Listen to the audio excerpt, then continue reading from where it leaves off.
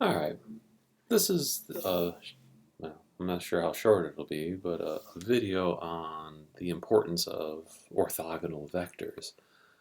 For instance, if you have a cannon shooting off a cannonball with a certain velocity in a certain direction, it is better to separate it into a horizontal force and to a vertical force, where the horizontal force will tell you how far this thing is going to go or what its velocity as it moves left to right. And then this vertical one is really important because part of this vertical component is gravity, because when the cannonball goes up, it's eventually going to come back down. So separating into these two components allows you to graph what happens to the cannonball after it leaves the muzzle of the cannon.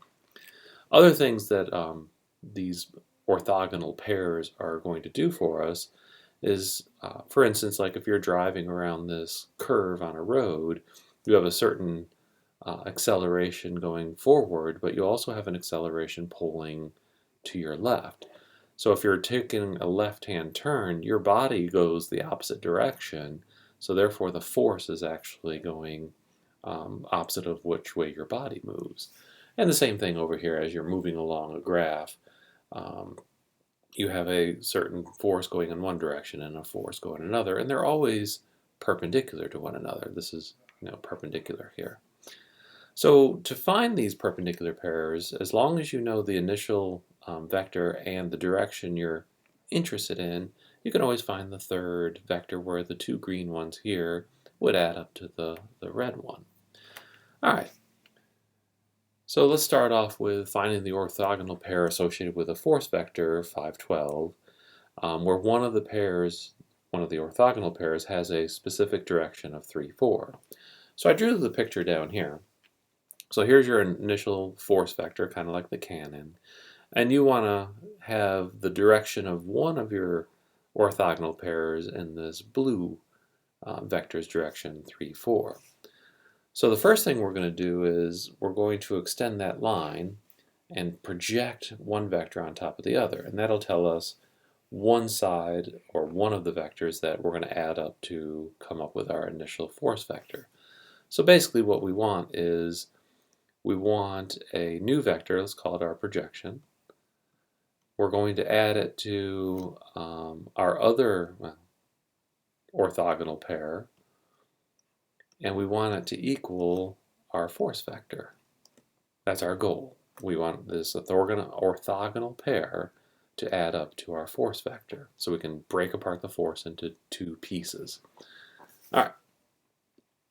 So the first step is to find the projection of the initial vector force on top of a specific direction.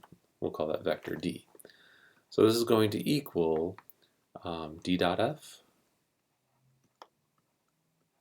over the magnitude of d squared times, now remember this is just a scalar multiple, and the direction we want to go in is the d direction. Alright, so we just have to do a couple little side calculations. I like doing them off to the side. So d dot f is going to equal 5 times 3. Ooh, get rid of that. 5 times 3, which is 15, plus 12 times 4, which is 48. So we get d dot f is the scalar 5063. All right, the other calculation we need to do is the magnitude of d, and then we're going to square it. So the magnitude usually has a square root on it, but the square is going to get rid of it. So it just becomes 3 squared plus 4 squared, better known as 25. All right, so let's plug these back into our little projection. So the projection is going to be 63 over 25 in the direction of d, which is 3, 4. So this is going to be our projection vector. Oh, let's give it a name, v1. Why not? So v1, I want to copy some of this, so let's see here, is going to be this thing. Copy, and it looks like this thing. It's this red vector right here. So it's the projection of 63/25 of 3/4. So 3/4 is going in this direction, and when we drop our perpendicular and we drop our initial force vector onto that perpendicular, onto the direction of the orthogonal, we get this red projection vector, which is 63/25 of 3/4.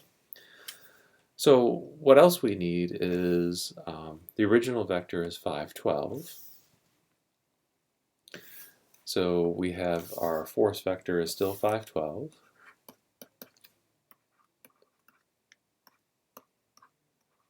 Our new vector is this v1, and I'm going to leave it, well,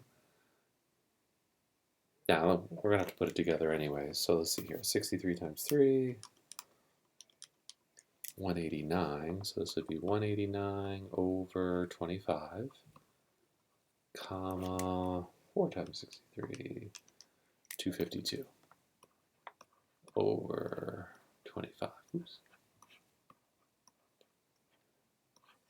All right, so we have v1, one of our orthogonal vectors. Let's call v2 our other orthogonal vector, and we want this equal to our main force vector. All right, so we already have v1, which is, actually I don't even want to do that yet, which is this one up here, and we're just looking for v2. So basically I want to solve this for v2. So let's see here, red. We're going to subtract v1 from both sides. And we'll end up with what we want. v2 is going to equal the force vector take away the vector we just found, the projection. All right, so mathematically that just becomes their components subtracted. So in order, f component 1 minus v component 1 and f component 2 minus v component 2. So let's see here. On my calculator, that becomes 5 minus 189 divided by 25 becomes negative 64/25.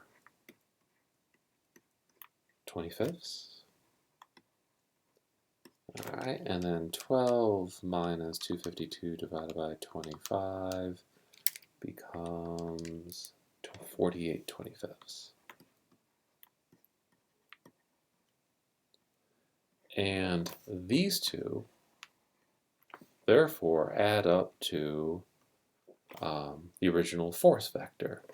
So my last picture basically is showing all three of these vectors, but I'll copy this one.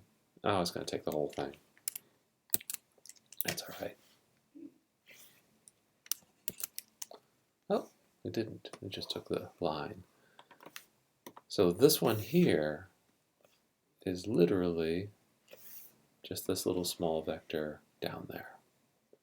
And you can see that the short vector, this is v2. This long red vector over here is v1. This is v2. And our original force vector is here. And you can see that these two vectors literally add up to the force vector.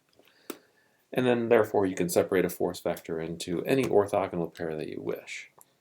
Sometimes it's very specific, sometimes it's not.